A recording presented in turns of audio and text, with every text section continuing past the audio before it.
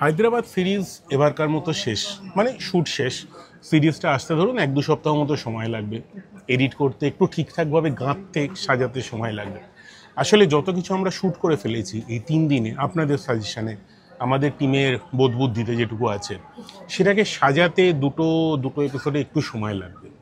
আজকে সকালবেলা ফুডকার আমাদের একটি ডাকে আপনারা যেভাবে এসছেন, যতজন এসছেন, যেভাবে আড্ডা হয়েছে, বিস্কিট খেতে খেতে, চা খেতে খেতে, চায় পে চর্চা, তাতে আমরা আপ্লুত। অসংখ্য ধন্যবাদ আপনাদের।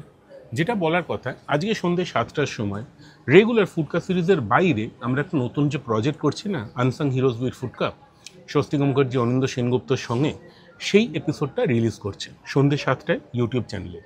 সঙ্গে থাকবেন। আর ভিডিওটাতে বাকি কথা বলা আছে। অনেক লোকজন আমাদেরকে এত বছর খাইয়েছেন, এবার আমাদের তাদের জন্য কিছু করার পালা।